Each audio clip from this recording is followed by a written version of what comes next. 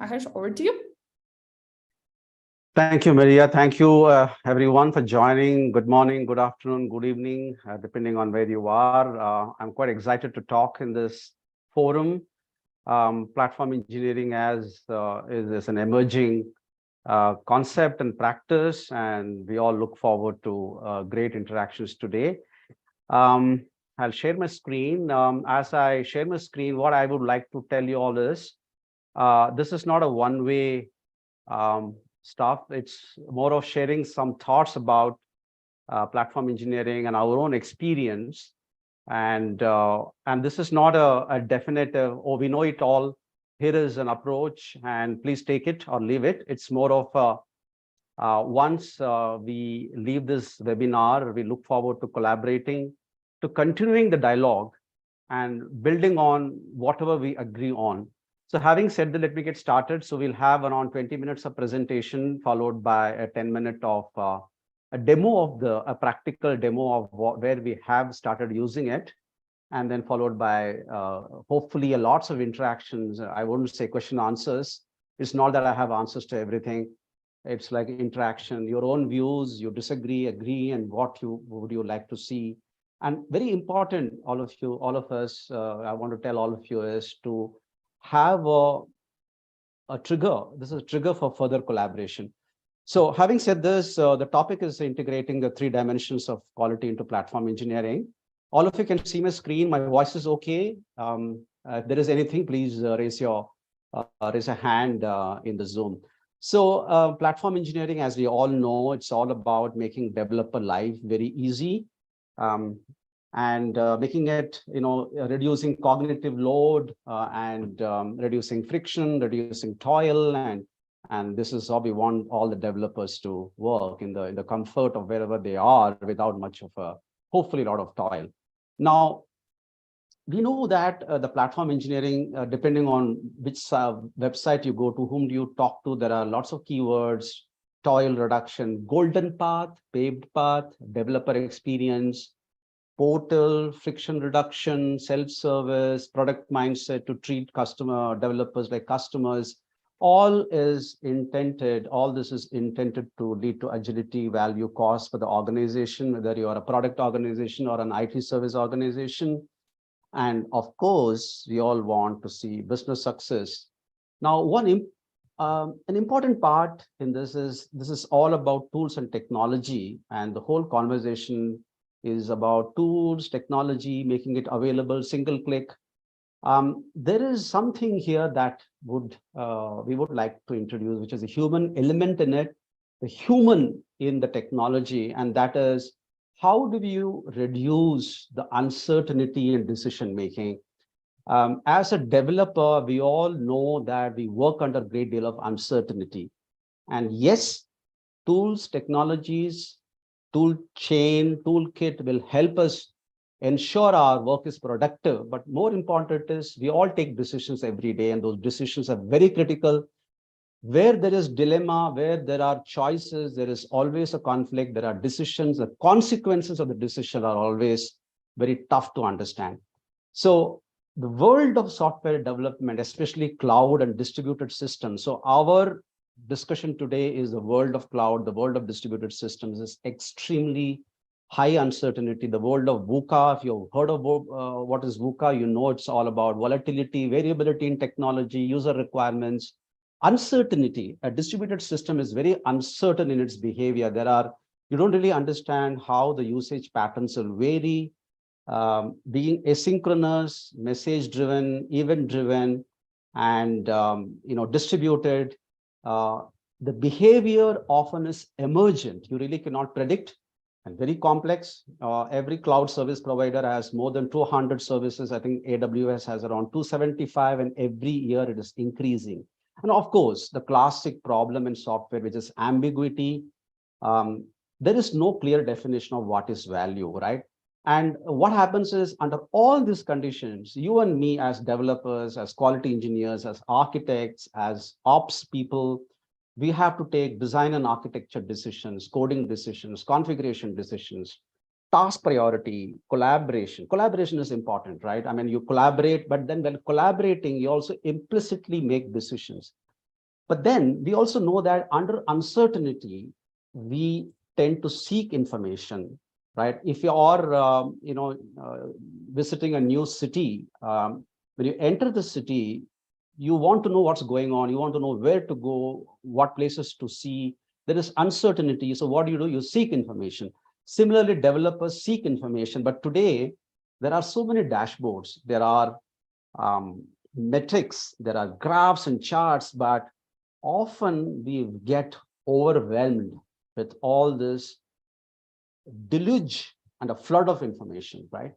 So let me quickly digress to the unpredictability of failures and degradations, not just failures, degradation in technical performance could be throughput, latency, user response, security, resiliency.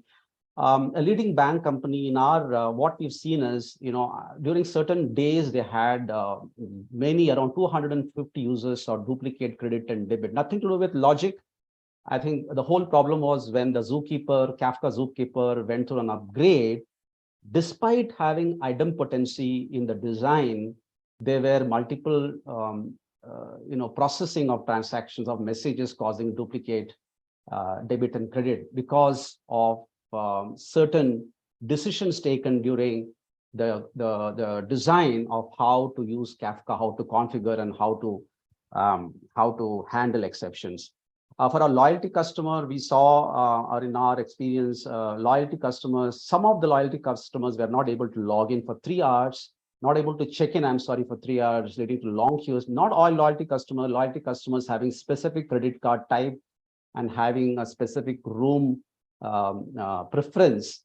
And the whole reason was resiliency. Resiliency was not built in. The design was not designed for resiliency and scalability. When certain microservices went down, there was no resiliency built in. And the third example, we had a case wherein an online furniture retailer, they had to finish the end of day processing by midnight. And they actually introduced a lot of parallelism, parallel processing in their transaction processing. But what was not really understood was beyond the point when you introduce parallelism in your design, architecture, as per the USL, I think it's called Universal Scalability Law and Little's Law, the actual throughput went down instead of increasing. So the whole idea here is not that developers and architects do not understand the logic. It's just that the nature of the beast, you have to take, you have to exercise choice among so many options. You have to apply trade-offs. You have to resolve conflicts. You have to design against constraints. Often it is not the ideal best, but least worst. So what are these decision dimensions? Architecture templates. 1 minute, let me put the pointer option. Architecture templates, you have, if you're using a cloud service provider, you have compute, database, storage, you have so many choices of content delivery network, load balancing, serverless, messaging, streaming. Some of them are cloud services, some of them are outside, some of them are open source. Then you have the service configuration. Then you have design patterns, idempotency, retry, circuit breaker, bulkhead, so many of them. Now, do we understand that the enormity and the complexity of a job, and that too under uncertainty? Every choice we take has a runtime consequence. And then often what happens, we all know that many of these technical specifications or technical objectives are mutually conflicting: reliability versus security, throughput versus latency. And then we have to optimize those choices, right? So the cognitive load on developer is so high. And let us understand what is cognitive load theory by John Sweller. There is one intrinsic cognitive load, which is the inherent complexity of the knowledge that we have to apply, especially the whole idea of distributed system. And there is, of course, distractions. As we are developing, doing some coding or testing, there is some boss calls you and says, hey, can you look at this problem? Can you come here and teach somebody? And there are extrinsic distractions. And then, of course, it's called germane cognitive load, which is, as I learn, I try to fit that learning into an existing file in my brain. That is called the germane load. So I am learning something, I am handling complexity, I'm getting distracted here and there, I'm also learning and putting that into my file. And then if the working memory is not able to handle the cognitive load, we all have suffered from cognitive overload, and uncertainty often aggravates cognitive load, right? So what is important is developing a mental model of decisions and their consequences when faced with uncertainty is critical to reducing the load. When I am understanding, when I'm trying to debug, when I'm trying to take decisions, I need to understand, create a mental map, a mind map of how many decisions I take. It has a causal pathways, a correlated pathways to the consequences. That is very important for me to be comfortable. When I'm driving, I have a mental model. When I am designing, I have a mental model. When I'm dealing with my friends, trying to handle difficult colleagues, I have a mental model. Second is collaboration, having a common mental model of purpose and information. When we collaborate as developers, we have to have a common mental model. Otherwise, how many times you've seen, I'm trying to explain to everybody, or somebody is trying to explain to me, and we don't understand because we don't have a common mental model. It doesn't mean we agree, but we have a common mental model. And this mental model has to be continuously applied, continuously revisited. How? That is the question, right? So we're getting into a bit of a psychology and combining that knowledge of psychology and how the mind works with our knowledge of technology. Excellent example of mental model is a cockpit model. This is a cockpit of Boeing 787, and a pilot is well trained, and the cockpit automation is amazing, right? Flying an aeroplane at a high altitude with so many variables is extremely complex, hazardous, but the automation, like developers, we use automation, makes it so easy and simple. So the cognitive load is not really happening in most of the times for a pilot because the automation takes care. And more important, the pilot is well trained and uses muscle memory, what we call the subconscious memory. For example, during landing, the last 15-20 minutes, many of you who are trained pilots will understand the last 25 minutes is very, very stressful. There are checklists to be covered. There are some 30-40 ways the landing can go wrong. You are listening into the air traffic control, the ground control. You are looking at the instruments. You're looking outside for visual cues. You're listening to your colleague. You're making announcements. You are switching on the landing lights. There is so much workload. Now, the cognitive load starts to build up when something goes wrong, when automation degrades, when you get an alarm as a pilot, that automation is degraded because of some reasons the autopilot is not able to understand. And even after that, you could have equipment failure, you could have sudden change in the weather outside as you take over from autopilot. The last few minutes of landing, as you take over as a pilot, your weather condition deteriorate, then you have cognitive load. Similarly, as developers, we are all trained to use automation, but when things go a bit wrong, we don't understand, there is so much cognitive load on us. And it's important to have a mental model which mirrors the external situation with your mind has to appropriately mirror that we call in aviation situation awareness. Similarly, for developers, we need to have situational awareness, and that situational awareness and the corresponding mental model will help us solve problem, take the right decisions, and ensure that the mission, the project goes into a success, right? What is the proposed approach here? How do we improve our decisions under a great deal of uncertainty? There are three aspects or strategies that we have started using. So at the bottom is a developer platform, which is the tool, but there are three different add-ons. We are not going to suggest anything new technology here.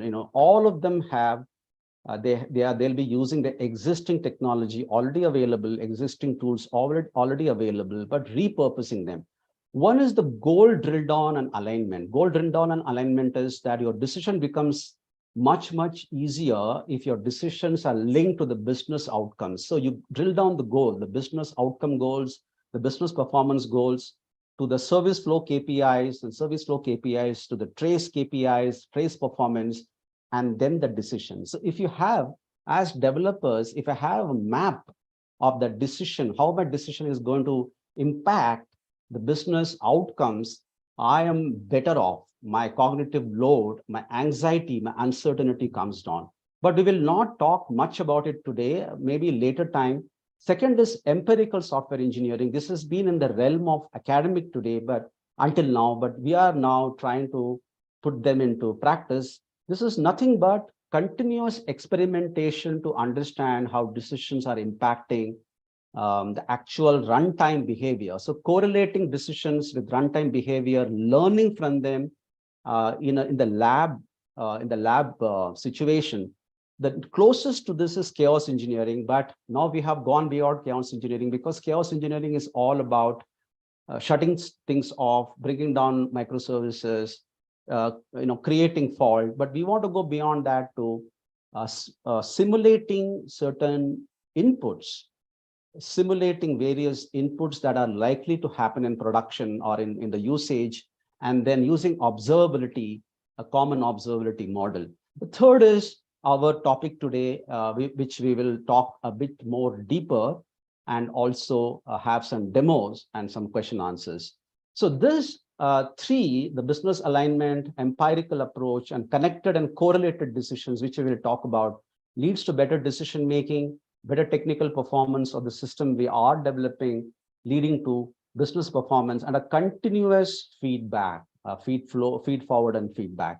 So the first one, goal drill down, is all about, quickly I'll cover this, business outcome goals, revenue goals, customer goals, internal productivity goals, drill down to service flow performance goals at a service level, at an end-to-end flow level, which in turn are traced or drilled down to trace performance goals, and finally the trade-off optimization. Now we have certain techniques that will help us, continuously refine this relationship all the way from business, all the way down to decisions, and then continuously learning and improving our decision making and reducing cognitive load as part of platform engineering, because platform engineering is supposed to reduce cognitive load, reduce toil, reduce friction, and improve decision making. Second is empirical engineering, which again, quickly I'll introduce what we mean. Nothing new, just a further, I would say, improvement over chaos engineering. Here we are talking about an experiment that is already there, set up, where the operations people who are in the support and dev continuously experiment. They understand, they use production logs, trace, and metrics to kind of replicate those situations, and then continuously feed forward. A dev feeds forward into the ops. For example, if a dev sees certain behavior patterns, the run book could be modified, and then the ops, whatever the ops are able to observe, they can again use the same experiment to kind of validate certain assumptions, certain hypotheses, and then feed it back into dev. And what is important here is a common observability model. We all understand observability, but what is today lacking is that ops people they use APM tools, and they have lots of options in APM tools. They have a different mental model, a dashboard model of the behavior, which is different from the dev. Often, how many times you've seen that in production or in the field, the product, there is a failure, there's an outage, there's a degradation, and the support people raise a trouble ticket. The dev people are not able to replicate, not able to reproduce, causing complete breakdown. So here we are talking about decision making based on empirical observations. The last, which is what we want to talk a lot more about, is the concept of three-dimensional quality. Here, let me explain what we mean. We will follow it up with the demo. You have process quality, you have structural quality metrics and attributes, and you have functional quality attributes. Functionality, I have combined functional quality and non-functional. We don't want to call it non-functional because it doesn't really capture the importance of these technical attributes, because this is very important for a product to be successful or a system to be successful in a customer situation. Now, today, what happens is all these metrics, process quality metrics, structural quality metrics, and functional quality metrics and dashboards are in isolation. They are on siloed. We all get code, we do code analysis, and we get a bunch of code findings, complexity, security, resilience, bugs, and maintainability.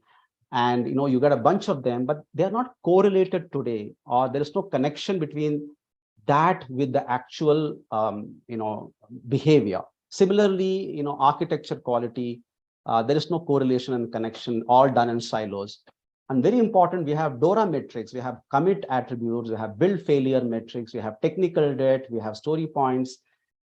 For example, technical debt, and that is just, you have a bunch of them, but how do you prioritize? How do you connect those technical debt line items on the functional quality or a technical quality, and correlate and then take decisions? Similarly, you have test execution process, test execution quality attributes, you have vitality, flakiness, pass rate.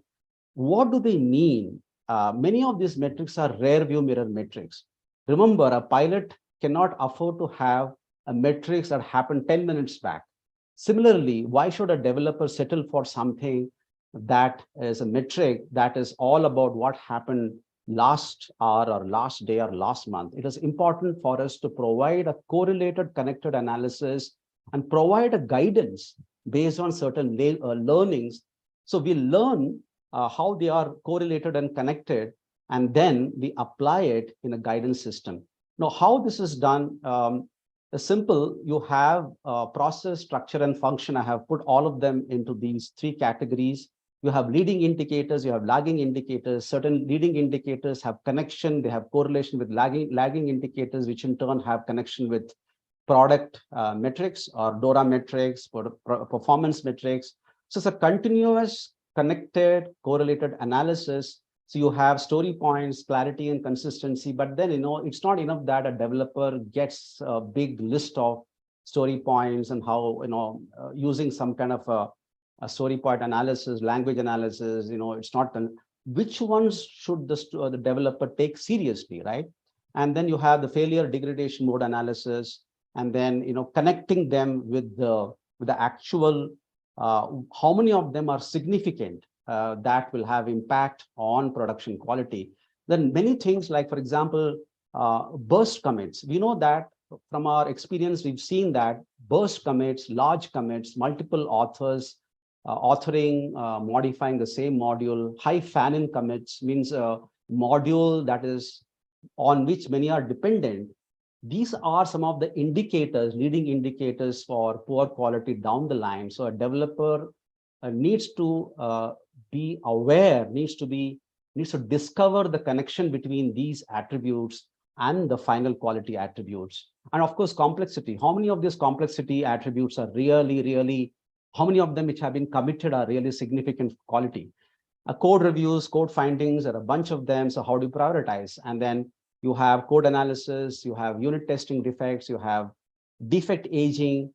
So the whole point is, how do we ensure that all of them are continuously analyzed and correlated, and provides a guidance to the developer in this, as per this particular model, decision-making model. So what we're going to show now, the next 10 minutes, I hope I'm on time.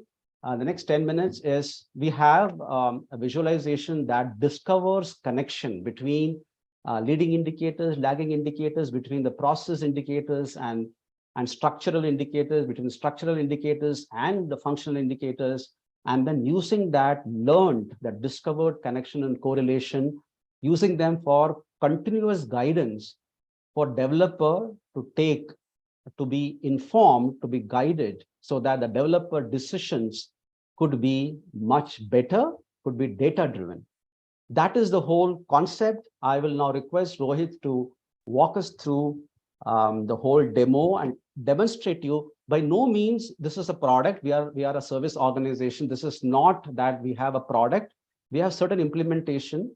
If there are product companies here, I would request them to look at it and work with us. We are willing to give you some kind of insights into how we've been working with so many customers, and we are willing to work with you to create a community that focuses on on data-driven, correlated, connected metrics guidance.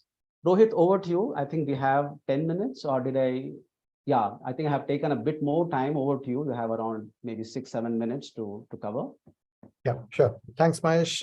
Let me share my screen.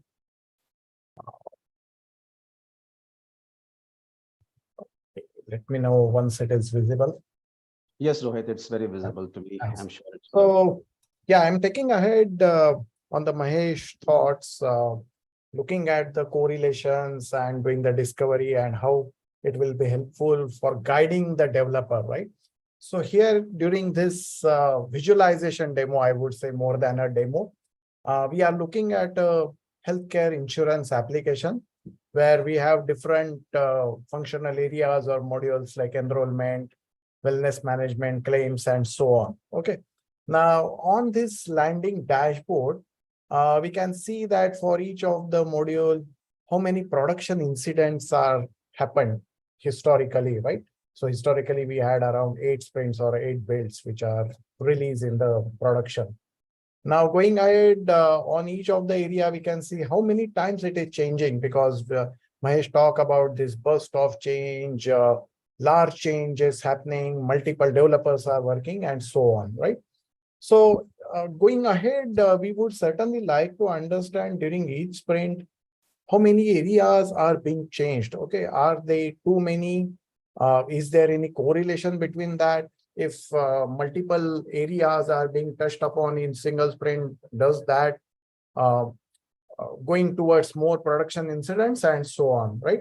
So from the historical data during the discovery phase, definitely we understand that, yes, there is some correlation coming in from different attributes, like Mahesh talked about the process attributes and the structural attributes, right? So in this thing, we see that many of the production incidents came from this wellness management as well as provider contracting. Now, upon further drilling, I understand that, yes, many of these modules have very high complexity. They have a lot of dependency on each other. It's a lot of integration, tightly coupled. Multiple developers are working on various story points across one area and so on.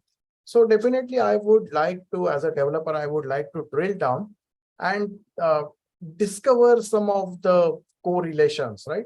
So again, from this initial chart, on the x-axis, we have the timeline, different sprints, different deployments, where I can see that from the sprint 3, I can make a conclusion that there are large production incidents after this. And typically, whenever any changes happen in these 3 areas in a single sprint, like provider network, wellness management, and provider contracting, probably that is giving some issue. Again, after few sprints in the sprint 7, similar scenario has happened. Okay. So from this discovery module, we are correlating different attributes from the process as well as the architecture and different so on. And discovering that, okay, whenever this scenario is happening, it's leading to more production incidents. Okay. Similarly, like Mahesh mentioned, yes, we have the process attributes like the code quality. Typically, a tool like SonarQube is often used for the code analysis. And usually you will get all the vulnerabilities, code smells, and bugs from your code files, right? Again, we as a developer, I learned that whenever there are more code smells and vulnerabilities for wellness management, it is moving towards more and more production incidents, right? And as all we know, since we see from here that typically multiple developers are working on different story points for this wellness management, and that is yielding more code smells. So basically, it is creating more maintainability issue or conflict in logic since multiple developers are working and so on. Similarly, since there are large dependencies, typically there are dependencies between these 3 modules or 3 functional areas, that is resulting into vulnerabilities, which may result into obviously the security or even the service level degradation or architectural degradation. Now, as a developer, I would like to further drill down at the code level and see at the file level, is there any correlation? So from this chart, I can see that yes, typically whenever I make any change in this particular file, uh, subsequently 4 files also get some change. And in total, these 5 files contributing towards more vulnerabilities. So I'm going towards more security concerns or more service degradation, right? So coming to service degradation or architectural degradation, coming to the attributes from structural attributes, we can see over here that till sprint 3, everything was good. But as soon as we pushed the sprint 3, we deployed that, we saw a hike in the memory utilization. Similarly, we saw the hike in CPU utilization, my response time increased, and so on. As I go along, I exactly witness or exactly discover the same thing happened at the sprint 7, because exact same scenario happened during that.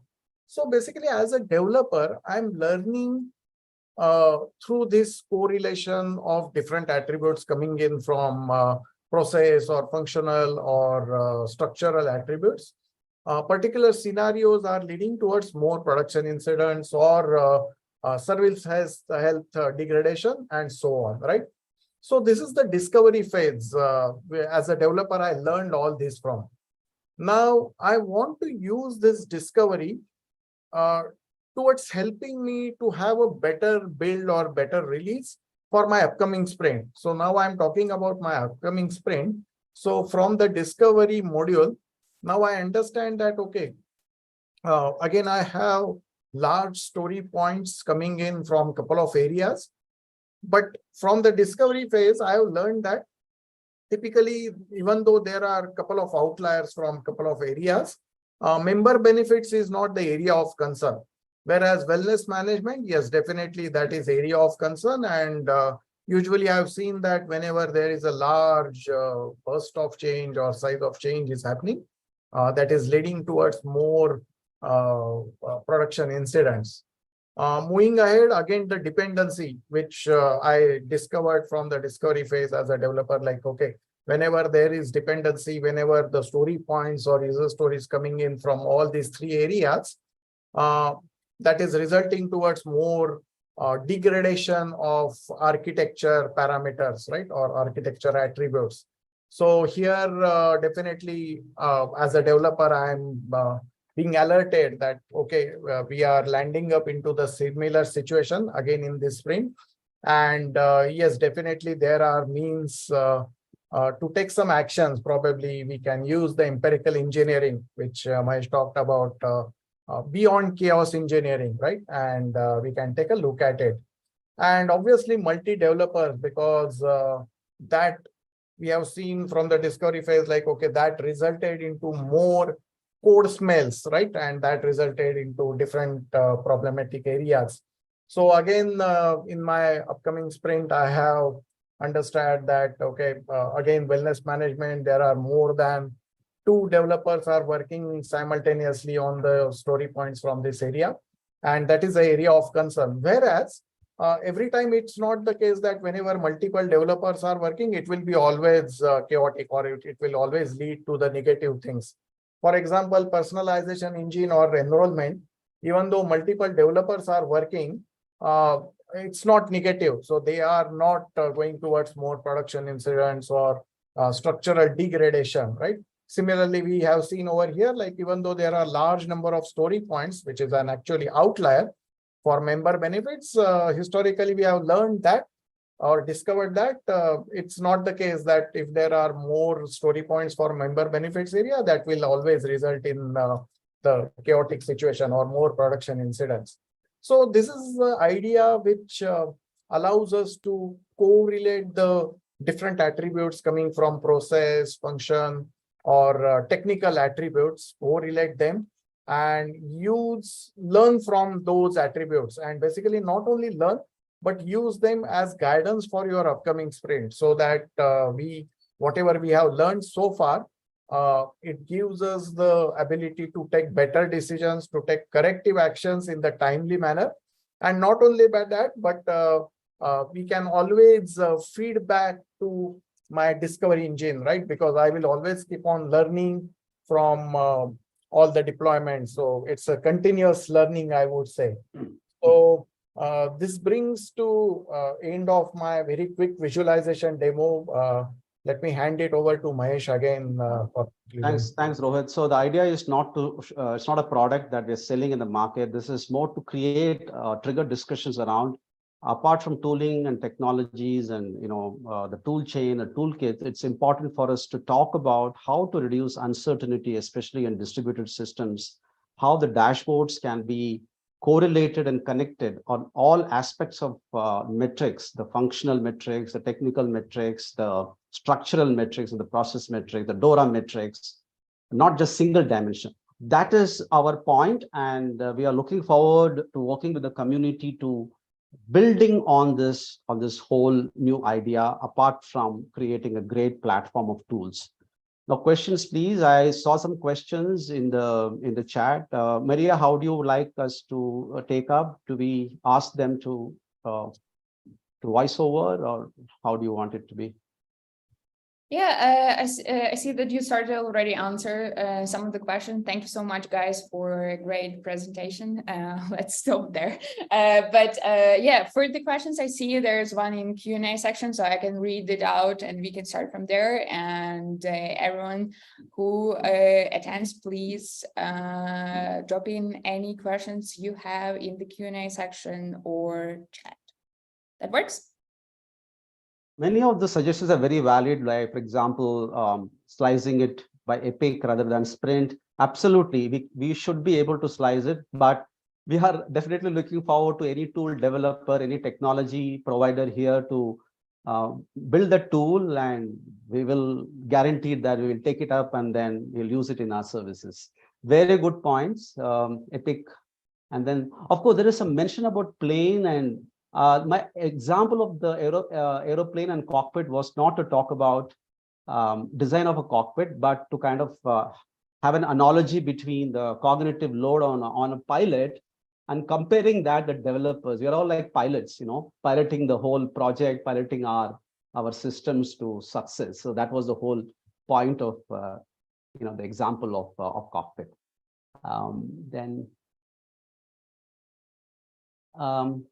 Dave, you had a question. Would you like to clarify the question, please, Dave? Dave B2.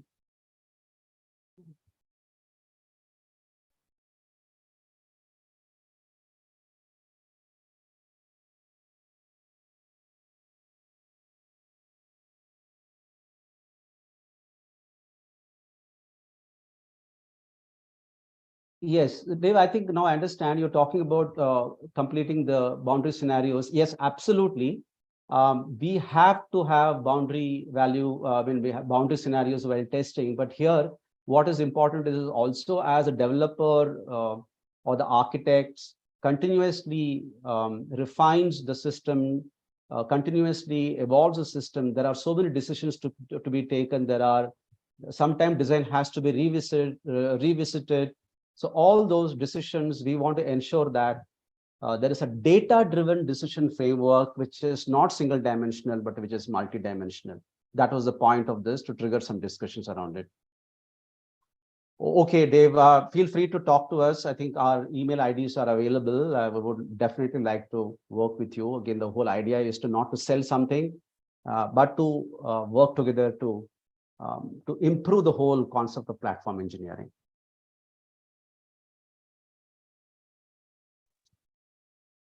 Yeah, Maria, anything else? You can continue the conversation in the platform engineering group. Let me just drop a link in the second. And so there is also more of the comment from Bill in the Q&A section. So why aren't you listing ground scenarios? They're a great source of what to be able to handle, and they avoid big suit on the airline, and does the plane maker, example, reason near accidents on landing. Is something you answered around like cognitive load, or something you would like to address? Yeah, There's a question quickly. Do we have time for this question, Maria? There is where does cloud compute orchestration automation fit into platform engineering? Michael, we are not covering that. It is part of the, I would say, if the platform engineering, that the platform that if somebody is building a platform engineering, I guess the compute orchestration is part of the platform engineering, setting up the dev environment for and the orchestration, Terraform templates and scripts, whether it is dev or production. I would assume it is part of platform engineering, but decisions on the architecture is what we would like to cover. We don't want to cover that because I know that is already being thought about, the whole orchestration and making it easy for developer to quickly set up system and tear them down. I hope that answered the question, but let's kind of talk offline and build over it.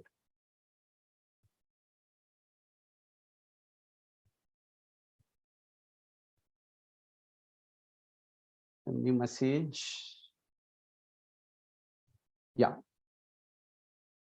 I didn't see any other questions at this point. So one more time, thank you so much, Mahesh and Rohit. I know it's very late for you, so really appreciate you spending the time with us, as well as giving an amazing presentation.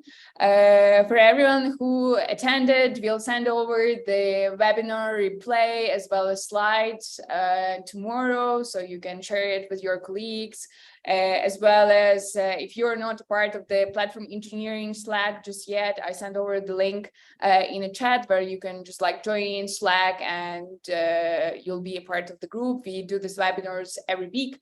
And for those who attend KubeCon Europe, probably see you in Amsterdam. And thank you so much, everyone. Have a great rest of the day or week.